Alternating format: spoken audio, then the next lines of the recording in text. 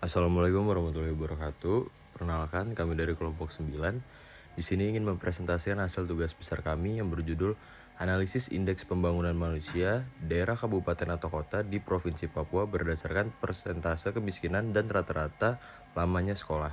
Kelompoknya di sini ada Muhammad Hanafi dengan NIM 12221070, Muhammad Zabik dengan NIM 03221072, Muhammad Zikri Alfian dengan NIM 12221110, Bella Emira Saskia dengan NIM 12221064 dan Pasadiwa Sasraya dengan NIM 12221024. Adapun outline yang nantinya akan dibahas yaitu yang pertama adalah latar belakang, kemudian yang kedua ada rumusan masalah, yang ketiga ada tujuan penelitian, yang keempat ada pengolahan data, yang kelima ada kesimpulan, dan yang keenam ada saran.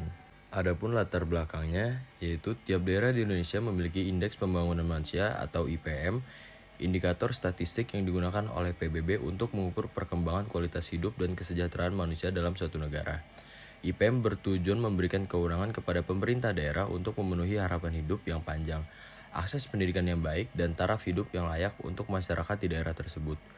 Papua memiliki IPM yang relatif rendah dibandingkan dengan provinsi-provinsi lain di Indonesia.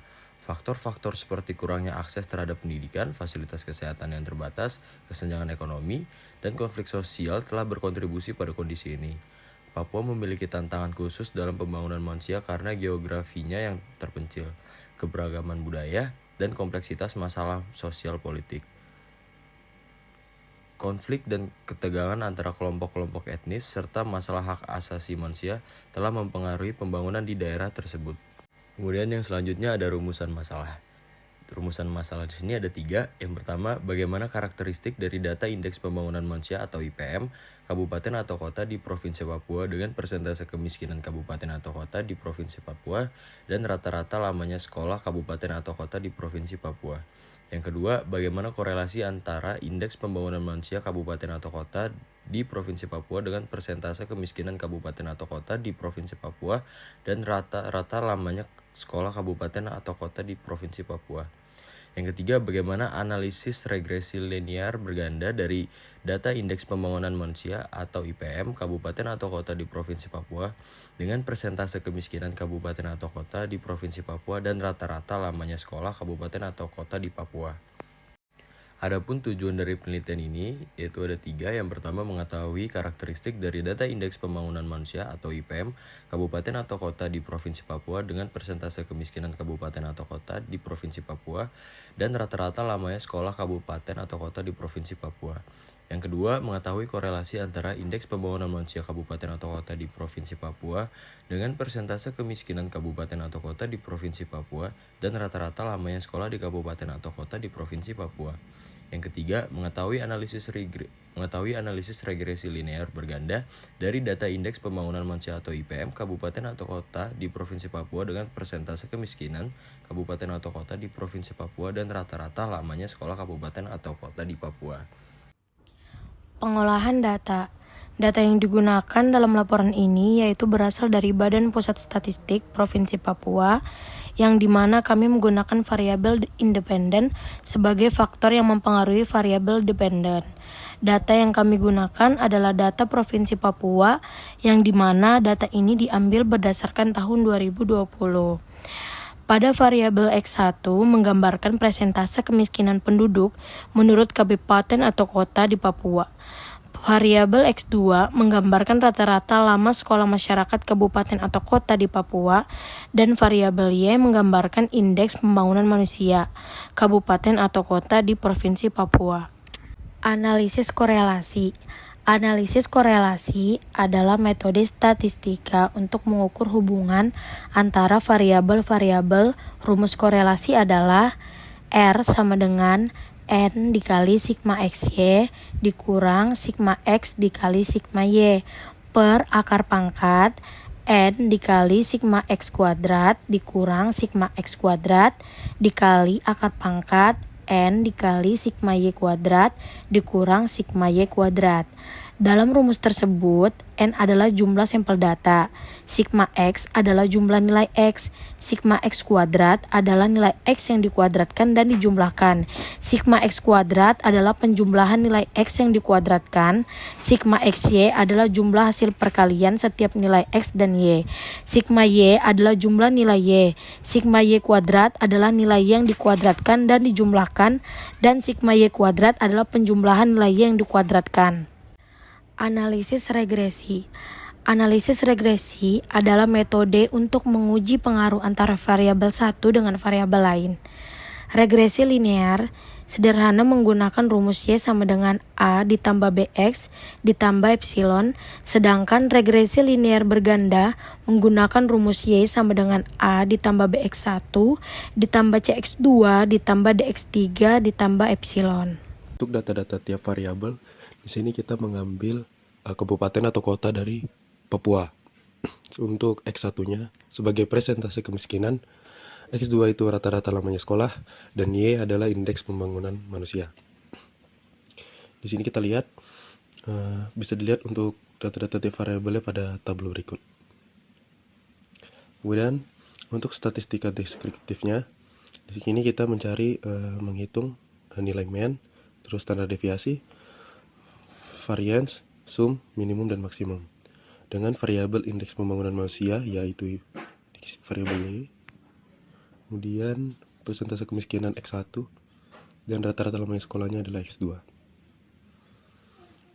Ini untuk analisis korelasinya.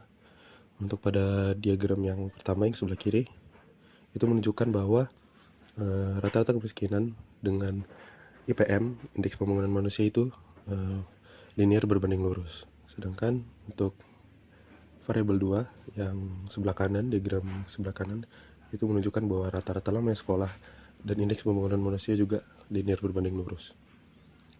Kemudian untuk perhitungan korelasi, kita lihat bahwa nilai Y jika naik 1, pada nilai X1 dia bakal turun jadi minus 0,2280011745. Kemudian untuk nilai Y yang X2 jika naik 1 dia bakal menjadi 0,963271943. Untuk pada nilai X1 jika naik 1 dia bakal menjadi min 0,324308908. Hasil uji korelasi indeks pembangunan manusia Y dengan persentase kemiskinan X1 dan rata-rata lamanya sekolah itu di X2. Adapun tabel regresi statistik, dari tabel tersebut nilai korelasi antara X1, X2, dan Y adalah 0,762. Termasuk dalam kategori kuat, maka model yang dihasilkan bagus. Nilai koefisien determinasinya 54,72%, yang berarti X1 dan X2 mampu menjelaskan Y sebesar 54,72%, sedangkan sisanya dijelaskan oleh faktor variabel lain yang tidak teridentifikasi. Dari scatter plot di atas dapat simpulkan penurunan jumlah masyarakat miskin ternyata mampu meningkatkan kualitas pembangunan manusia yang dicerminkan dengan kenaikan indeks pembangunan manusia. Sedangkan ketika pertumbuhan ekonomi meningkat, maka juga mampu meningkatkan kualitas pembangunan manusia. Selanjutnya hasil analisis regresi uji serentak atau ANOVA. Berdasarkan tabel tersebut dapat diketahui bahwa signifikan F memiliki nilai sebesar 0,000, maka dapat disimpulkan bahwa akan terdapat setidaknya p-value yang signifikan dikarenakan signifikan F-nya ada di bawah dari alfa yaitu 0,05. Selanjutnya ada hasil analisis regresi uji parsial atau uji T. Berdasarkan tabel tersebut dapat dikatakan bahwa indeks pembangunan manusia di daerah tersebut memiliki nilai p-value 0,000 lebih kecil daripada 0,05, sehingga mendapatkan hasil keputusan tolakan 0, artinya ada hubungan yang signifikan terhadap model. Dapat diketahui bahwa nilai p-value untuk persentase kemiskinan X1 sebesar 0,073 lebih besar dibandingkan 0,05, sehingga mendapatkan hasil keputusan gagal tolakan 0, artinya tidak ada hubungan yang signifikan terhadap model. Dapat diketahui juga bahwa nilai p-value untuk rata-rata lamanya sekolah yang diberikan X2 sebesar 0,000 lebih kecil daripada 0,05, sehingga mendapatkan hasil keputusan tolakan 0, artinya ada hubungan yang signifikan terhadap model.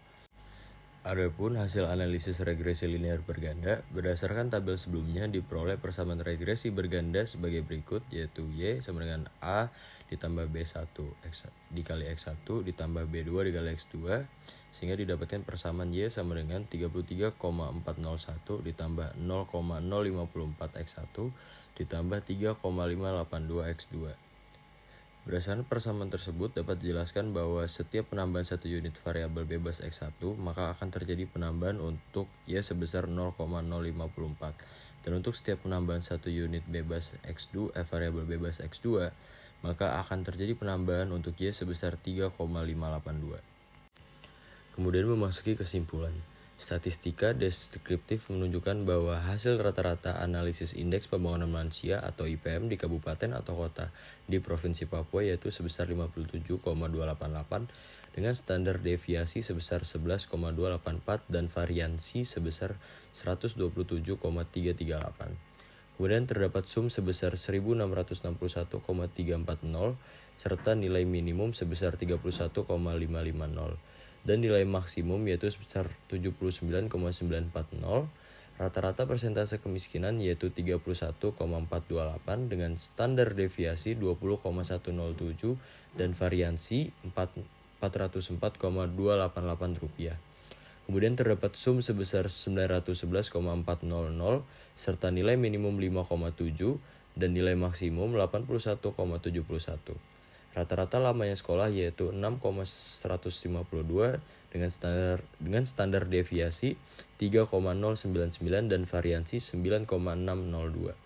Kemudian terdapat sum yang sebesar 178,420 serta nilai minimum 1,13 dan nilai maksimum 11,56. Dapat diketahui bahwa uji korelasi antara indeks pembangunan manusia atau IPM-Y dengan persentase kemiskinan X1 dan rata-rata lama sekolah X2 untuk masing-masing variabel prediktor pada level signifikan alfa 0,05 diperoleh beberapa keputusan yaitu gagal tolak H0 dan tolak H0. Untuk yang gagal tolak H0 maka p-value lebih dari A. Artinya tidak terdapat hubungan linear antara variabel respon dengan kedua variabel tersebut. Dan untuk yang tolak H0 maka p-value lebih kecil daripada A. Artinya terdapat hubungan linear antara variabel respon dengan dua variabel tersebut. Nilai korelasi antara variabel Y dengan variabel X1 sebesar min 0,228 yang dapat dikatakan bahwa nilai tingkat hubungan korelasi pada dua variabel tersebut rendah. Nilai korelasi antara variabel Y dengan variabel X2 sebesar 0,963 yang dapat dikatakan bahwa tingkat hubungan korelasi pada dua variabel tersebut kuat. Model regresi yang diperoleh adalah Y sama dengan 33,401 ditambah 0,054 X1 ditambah 3,582 X2. Artinya setiap penambahan satu satuan nilai persentase kemiskinan mengakibatkan indeks pembangunan manusia akan naik sebesar 0,054 dengan syarat nilai jumlah penduduk yang dihimpun konstan dan setiap penambahan satu satuan X akan meningkatkan Y sebesar 3,582 dengan syarat rata-rata lamanya sekolah yang dihimpun konstan. Adapun saran kepada peneliti selanjutnya diharapkan sampel dalam penelitian lebih diperluas karena sampel dalam penelitian ini hanya menggunakan satu kabupaten atau kota yang hanya ada di Provinsi Papua dan dapat menambah variabel independen penelitian. Tentunya dalam melakukan sebuah percobaan atau eksperimen suatu data yang jelas itu sangat penting. Penelitian harus lebih teliti dalam memasukkan data dan mengikuti langkah-langkah yang sudah ditentukan. Apabila perhitungan analisis dari suatu data salah, maka akan berakibat pada yang lainnya juga salah. Sekian dari kami, apabila ada kesalahan kata kami mohon maaf. Wassalamualaikum warahmatullahi wabarakatuh.